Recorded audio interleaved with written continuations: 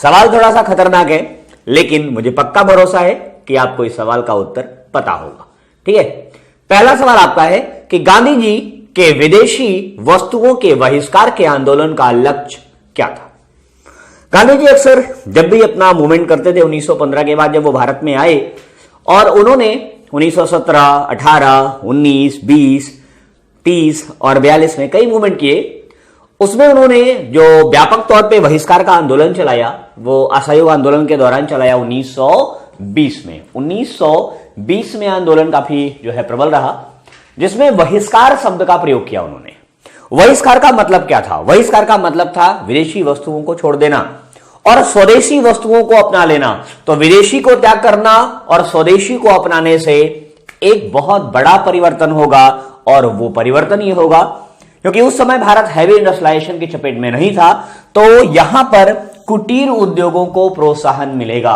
तो ये थोड़ा सा कॉन्सेप्चुअल सवाल है, और गांधी जी जो कि भारतीय राजनीतिक आंदोलन के आधार स्तंभ माने जाते हैं और भारत के राष्ट्रपिता भी कहलाते हैं, तो 1920 में उन्होंने बहिष्कार को व्यापक तौर पर प्रचारित किया अपने असहयोग आंदोलन के दौरान। और उसका उद्देश्य था, इस बहिष्कार आंदोलन का उद्देश्य था कि भारत में पनप रहे कुटीर उद्योगों को ज्यादा से ज्यादा रोजगार मिले, ज्यादा से ज्यादा काम मिले और वो आगे बढ़े और भारत अपने धन को, अपने देश की अर्थव्यवस्था को और आगे बढ़ा सके। क्लियर?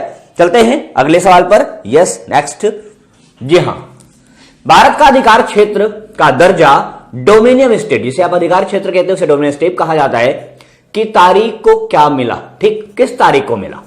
तो बेसिकली देखिए, यह सवाल डायरेक्ट नहीं है, यह सवाल इनडायरेक्ट है। मैंने कहा था ना कि आज कुछ चर्चाएं ऐसी होंगी जो थोड़ी सी आपको परेशान कर सकती हैं, बट बिल्कुल भी परेशान मत होइए, जब तक हम हैं आपके साथ, आपको इन समस्याओं से निकालते रहेंगे। यहां पर डोमिनियन स्टेट का मतलब क्या है? यहां पर डोमिनियन स्टेट का मतलब है अधिकार। तो भारत का भारतीयों के लिए अधिकार कब जो है प्रूफ हुआ? बेसिकली यह व्यवस्था तब बनती है जब ब्रिटिश पार्लियामेंट में 4 जुलाई, कब? 4 जुलाई 1947 को एक प्रपोजल आता है, और इस प्रपोजल को लाया गया किस लिए? वो प्रपोजल आया था भारत को स्वतंत्रता देने के लिए, और यह प्रपोजल एक्सेप्ट किया गया 18 जुलाई 1947 को, 1947 को एक्सेप्ट हो गया, और इस प्रपोजल का नाम था भारतीय स्वतंत्रता अधिनियम। और जब ये एक्सेप्ट हुआ तो 15 अगस्त 1947 कहीं दिखाई दे रहा है, जी हां, बी ऑप्शन में। तो 15 अगस्त 1947 को 2 डोमिनियन बने, एक जिसे आप कहते हैं पाकिस्तान और दूसरा है भारत।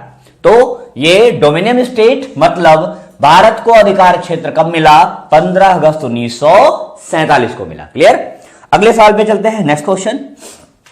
यस, गांधी जी सच्चे समर्थक थे, बड़े उद्योगों के थे, कुटीर उद्योगों के थे, बड़े और छोटे दोनों उद्योगों के थे, या इनमें से कोई नहीं? तो मैंने अभी भी पहले क्वेश्चन में बताया है कि गांधी जी ने स्वदेशी का प्रचार ही इसलिए किया था ताकि भारत में छोटे छोटे जो उद्योग थे, जो हथकरघा उद्योग रहा, बेसिकली जो घर में संचालित होता था, जो परिवार के द्वारा चलाया जाता था, वो है कुटीर उद्योग, और कुटीर उद्योग के सच्चे समर्थक थे। ये बड़े कारखानों के समर्थक नहीं थे, बड़े कारखानों के समर्थक थे पंडित जवाहरलाल नेहरू। तो इसी चीज को लेकर के गांधी और नेहरू में थोड़ा सा मतभेद बना रहता था, तो गांधी जी यहां पर कुटीर उद्योगों के समर्थक रहे। क्लियर?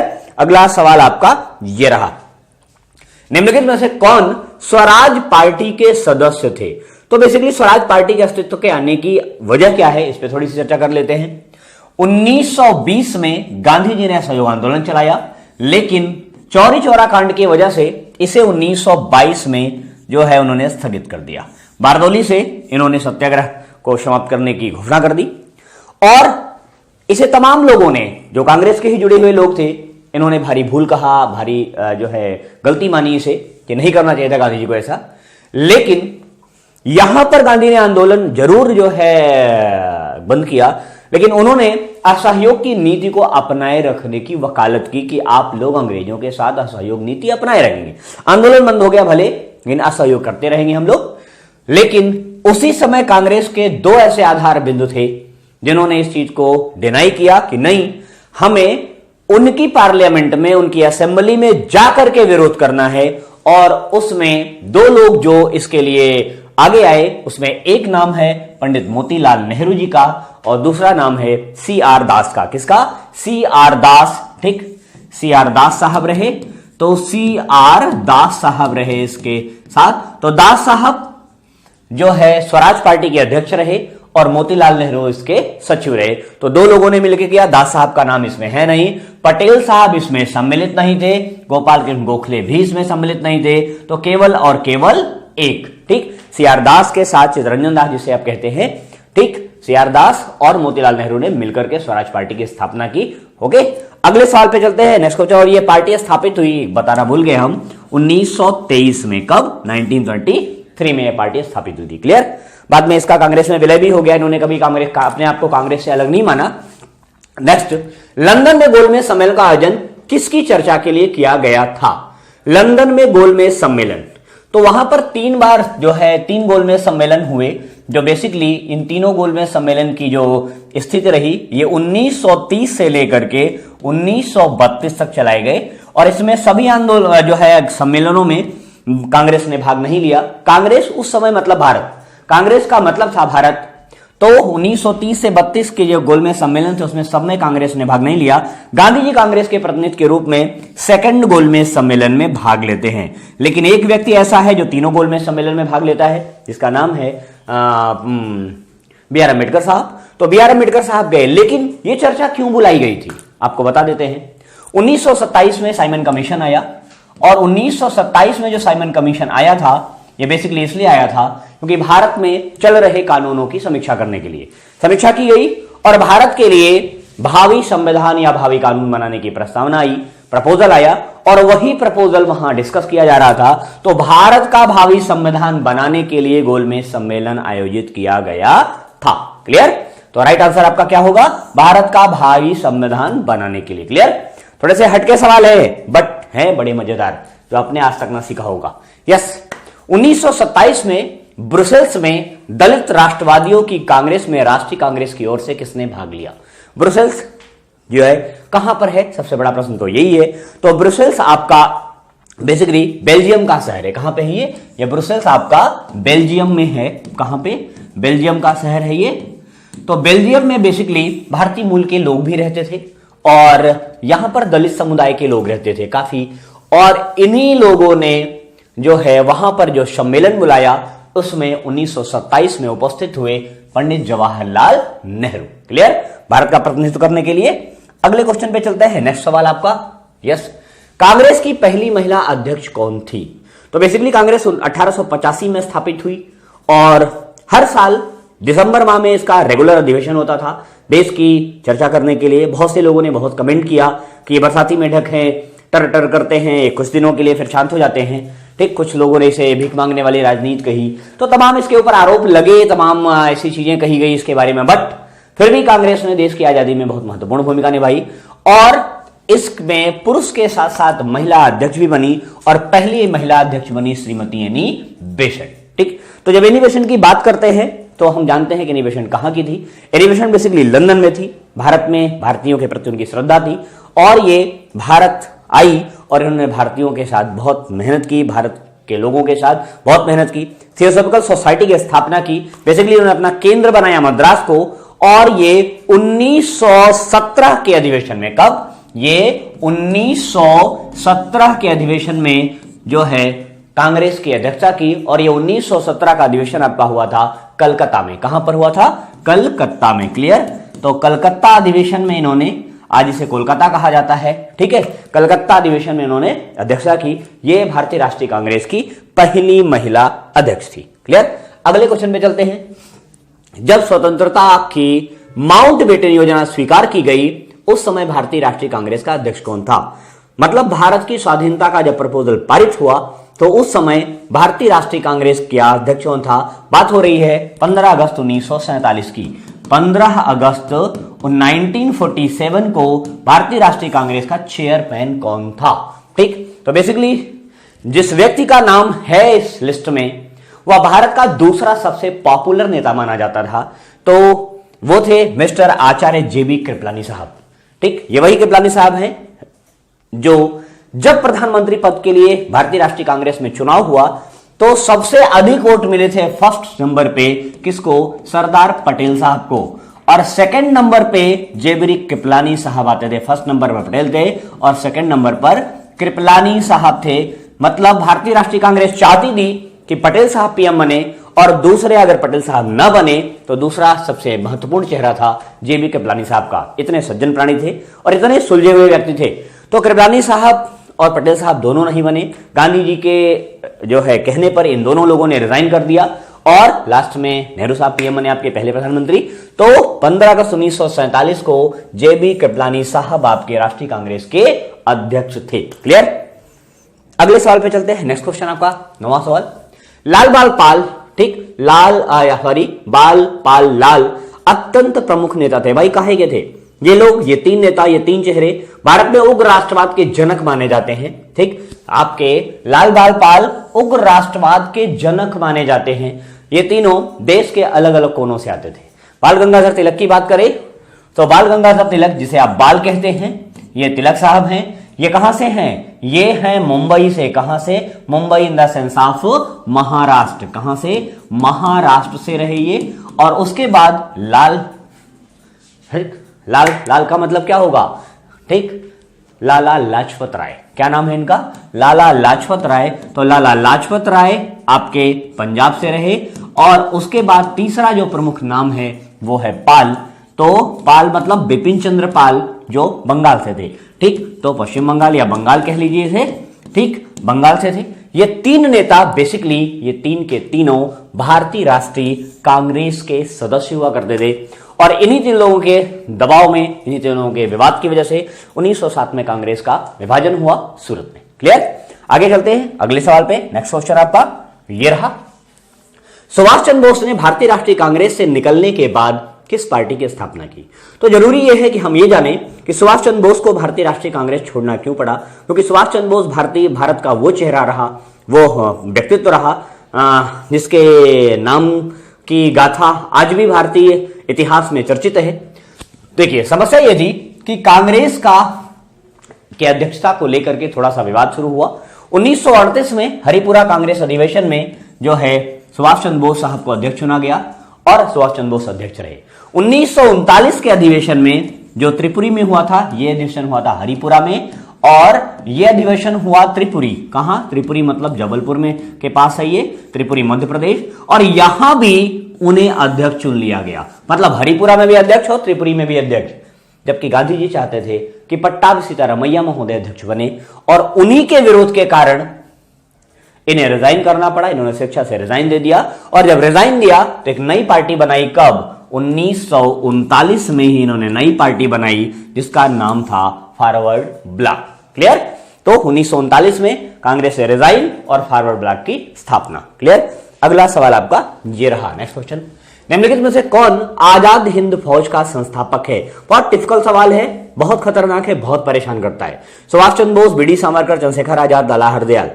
तो यहां पर जो नाम मिल रहे हैं उसमें आप ढूंढ रहे होंगे कि इसका वास्तविक संस्थापक तो कहीं दिखाई ही नहीं दे रहा है। यह विवाद शुरू कहां से होता है? यह संगठन बनता है 1942 में। और 1942 में जब यह संगठन बनता है तो मोहन सिंह को इसका अध्यक्ष बनाया जाता है। ठीक, मोहन सिंह इसके चेयरमैन बनाए जाते हैं, इसके अध्यक्ष, जो एक इंडियन नेशनल आर्मी के रूप में जाना गया, आईएनए कहा जाता था इसे। लेकिन कुछ कारणों से मोहन सिंह और जापानियों के मध्य मतभेद हो गया। तो मोहन सिंह ने आईएनए को जो है सस्पेंड कर दिया। और जब आईएनए को सस्पेंड कर दिया तो रास बिहारी बोस महोदय ने मोहन सिंह को अध्यक्ष पद से हटा दिया। और फिर 1943 में 1943 में कौन? सुभाष चंद्र बोस साहब को इसकी कमान दी गई। तो बोस साहब इसकी कमान संभालते हैं। कब? बोस साहब कमान संभालते हैं 1943 में। और बोस साहब विकल्प में है तो सुभाष चंद्र बोस इसका राइट आंसर होगा। क्लियर? तो रास बिहारी बोस के Bose in the sense of Subhash Chandra Bose, Ras Bihari Bose मत सोचिएगा।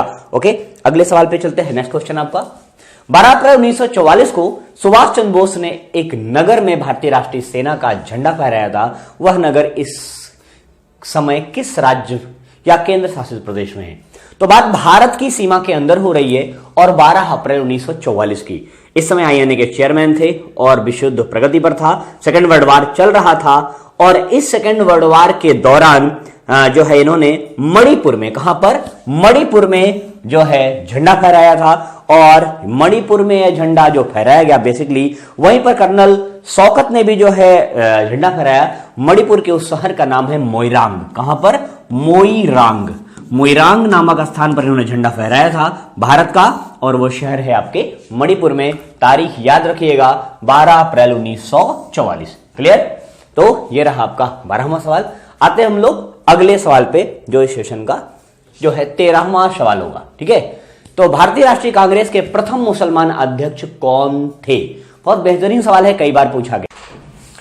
तो यहां पर सवाल है भारतीय राष्ट्रीय कांग्रेस के प्रथम मुस्लिम। तो यहां पर थोड़ी सी कांग्रेस की चर्चा करनी जरूरी हो जाती है।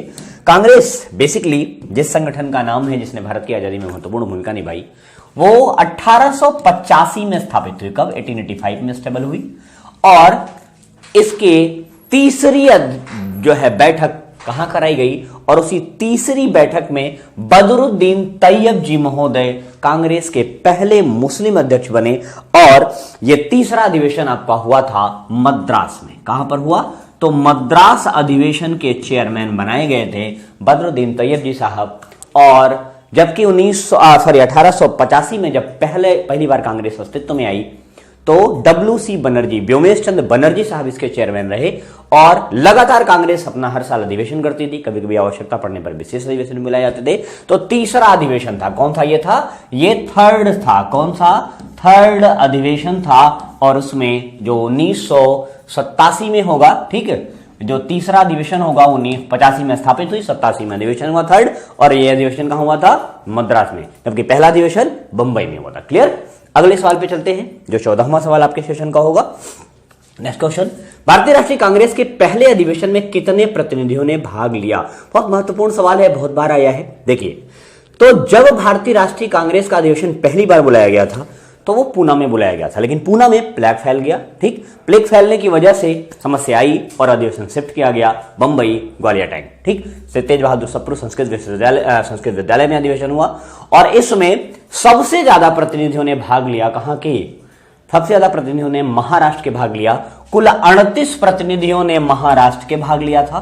ठीक, और दूसरा स्थान था किसका? मद्रास का।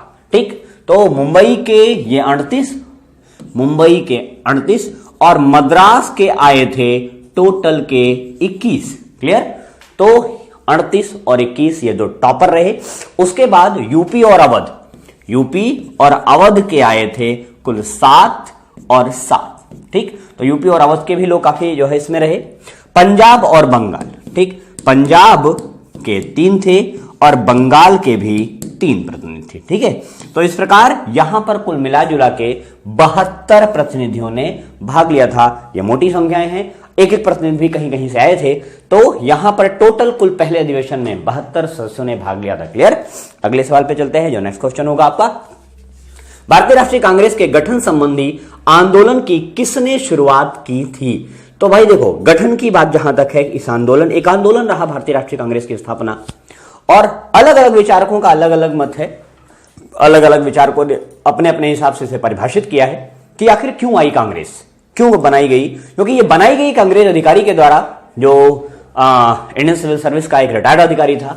और कुछ लोग कहते हैं कि वो भारतीयों के पक्ष में सोचता था, कुछ लोग कहते हैं कि नहीं, वो एक सेफ्टी वाल्व की तरह काम किया, क्योंकि जो कुछ आक्रोश भारतीयों के मन में हुआ करता था, साल भर में एक बार कांग्रेस के मन से निकल जाता था। तो अलग अलग विचारकों का अलग अलग मत है, लेकिन उस व्यक्ति का नाम है A.O. Hume, Allan Octavian Hume. और ये कांग्रेस की स्थापना के साथ ही ये कांग्रेस के पहले सचिव भी रहे। क्या रहे ये? सचिव। और इन्होंने ही इसकी शुरुआत की थी। भारत के विश्वविद्यालयों में चिट्ठी भेजी थी कि एकत्र हो सब लोग एक साथ इकट्ठा हो, तब जाके कहीं ना कहीं भारत की दशा और दिशा को सही दिशा में लाया जा सकता है। क्लियर। तो शख्सियत का नाम है A.O. ह्यूम साहब। क्लियर। अगले सवाल पे चलते हैं, निम्नलिखित में से किस आंदोलन का नेतृत्व महात्मा गांधी ने नहीं किया?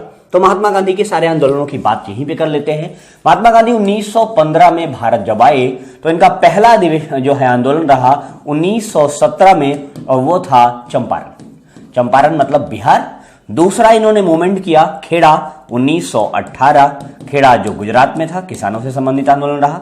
फिर तीसरा मूवमेंट इनका रहा अहमदाबाद, जो भारतीय उद्योगपतियों से संबंधित रहा, वो भी 1918 में हुआ अहमदाबाद के बाद फिर उन्होंने चौथा मूवमेंट किया 1919 में, जिसे आप कहते हैं खिलाफत आंदोलन, जो तुर्की के खलीफा के समर्थन में किया गया।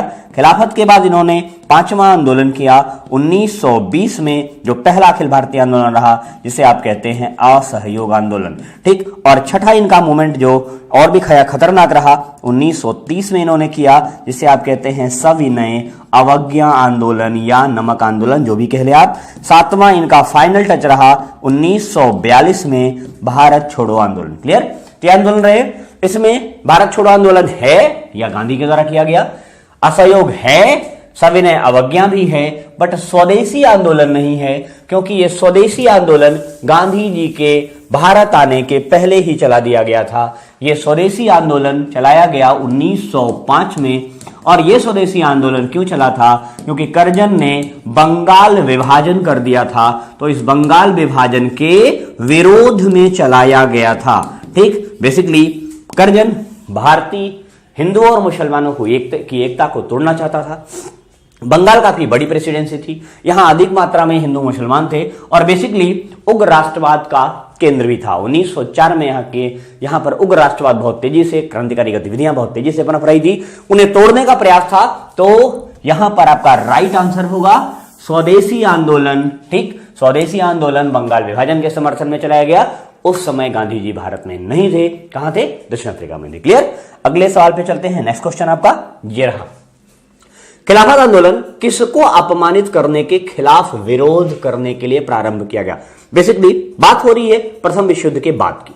प्रथम विश्व युद्ध आपका 1914 से लेके 1918 तक चला, और इस विश्व युद्ध में भारतीयों ने दो शर्तों पे भाग लिया था। भारत के लोगों ने अंग्रेजों का साथ सिर्फ इसलिए दिया था कि युद्ध खत्म होने के बाद उन्हें डोमिनियन स्टेट दिया जाए, जो कि मिला नहीं। और दूसरा भारतीय मुसलमानों की शर्त थी कि भारतीय नहीं बल्कि दुनिया के सारे मुसलमान तुर्की के खलीफा को, तुर्की के सुल्तान को अपना खलीफा मानते थे, अपना धर्मगुरु मानते थे, और अंग्रेजों के विरुद्ध तुर्की भी था।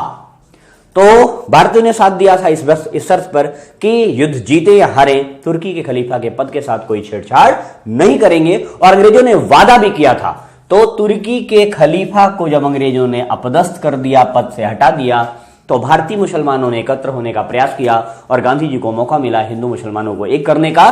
तो खिलाफत आंदोलन तुर्की के खलीफा के समर्थन में 1919 में चलाया गया, और इसको नेतृत्व किया गांधी जी ने। किसने किया? मोहनदास करमचंद गांधी जी ने। क्लियर? तो ये रहा आपका 17वां सवाल। अगले सवाल पे आते हैं, नेक्स्ट क्वेश्चन पे हम लोग। जी हां, पाकिस्तान नाम किसने गढ़ा था? पाकिस्तान बेसिकली भारत के 5 प्रांतों को मिलकर बनाया गया एक नाम है, लेकिन इस नाम को गढ़ा गया काफी पहले 1933 में ही। यह नाम पाकिस्तान, जो आज आपके कान में पड़ता है तो थोड़ा सा आक्रोश आता है, एक राष्ट्र है, हमारा ही भाई है वो, लेकिन रास्ते से भटका हुआ है और काफी दिनों से भटका हुआ है। कैसे आएगा लाइन पे ये तो समय बताएगा, लेकिन मुझे लगता है कि धीरे धीरे लाइन पे आ रहा है। ठीक, व्यक्ति की मजबूरी और गरीबी उसे जो है बहुत प्रताड़ित करती है, और इस समय पाकिस्तान की वही हालत है। पाकिस्तान का यह पाकिस्तान शब्द दिया गया 1933 में, और कैम्ब्रिज विश्वविद्यालय के एक छात्र जो कि सिंध प्रांत का रहा है, जिसका नाम रहा है चौधरी रहमत अली। लेकिन अखिल भारतीय मंच पर, मतलब मुस्लिम लीग के मंच पर, यह नाम उछला 1940 में, और यह नाम लिया गया जिन्ना के द्वारा। ठीक, तो नाम दिया चौधरी रहमत अली, जो कैम्ब्रिज विश्वविद्यालय के छात्र हुआ करते थे, और यह नाम मिला उन्हें कब? 1933 में। क्लियर? अगले क्वेश्चन पे चलते हैं। 19वां सवाल आपका। यस, 1916 में भारतीय राष्ट्रीय कांग्रेस और मुस्लिम लीग एक दूसरे के निकट आ गए। जी हां, एक दूसरे के निकट आए थे। कब आए थे या किस अधिवेशन में आए थे, ये भी बता देंगे। देखिए, बेसिकली 1907 में कांग्रेस का विभाजन हुआ, और कांग्रेस का वह विभाजन बेसिकली किस लिए था? वो था नरम दल और गरम दल का विभाजन। लेकिन यहां पर एक बढ़िया मौका मिला 1916 में भारतीय राष्ट्रीय कांग्रेस को एक करने का, और भारत मुस्लिम लीग को और नजदीक लाने का। गांधी ने इस अवसर का विधिवत लाभ उठाने का प्रयास किया कि हम फिर भारतीयों को एक कर लें, और वो अधिवेशन हुआ 1916 में। कहां पर? लखनऊ में। कहां पर? लखनऊ। तो लखनऊ अधिवेशन में भारतीय राष्ट्रीय कांग्रेस और मुस्लिम लीग दोनों एक दूसरे के निकट आए। दौर था विश्व युद्ध का, 14 से लेकर 18 तक विश्व युद्ध चल रहा था। तो इस दरमियान भारतीयों को मौका मिला और गांधी जी को भी मौका मिला हिंदू मुस्लिम को एक करने का। क्लियर? अगले क्वेश्चन पे चलते हैं, जो सेशन का जो है आखिरी सवाल होने वाला है। निम्नलिखित ऐतिहासिक घटनाओं को उनके कालक्रम के अनुसार व्यवस्थित करें। ठीक, तो आप चंपारण सत्याग्रह, बंगाल विभाजन और जलियांवाला बाग हत्याकांड को अगर आप रेगुलर डिवाइड करेंगे, ठीक, तो सत्याग्रह, चंपारण सत्याग्रह कब हुआ? चंपारण सत्याग्रह आपका होता है 1917 में। कब हुआ? यह हुआ 1917 में। बंगाल विभाजन किया गया करजन के द्वारा 1905 में, और जालियांवाला बाग हत्याकांड हुआ 1919 में। अपने आप जब स्टेबल करेंगे इसे, तो सबसे पहले आएगा ये फर्स्ट पे आएगा, ये सेकंड पे आएगा, और ये थर्ड पे आएगा। तो जहां पर सेकंड, फर्स्ट और थर्ड ऑप्शन में हो, जी हां, सेकंड, फर्स्ट और थर्ड, ये आपका सी ऑप्शन नजर आ रहा है। ठीक, तो 20 नंबर क्वेश्चन में आपका सी ऑप्शन राइट होगा। ठीक है फ्रेंड्स, तो आज के लिए बस इतना ही रखेंगे। आज थोड़ा सा 2-3 दिनों बाद में आया हूं, जर्नी काफी की मैंने 3-4 दिनों में, हजारों किलोमीटर की भाग दौड़ रही, तो थोड़ा सा अभी भी वो चीजें नहीं, मतलब वो इंटरेक्शन नहीं बन पाया हमारा आपका।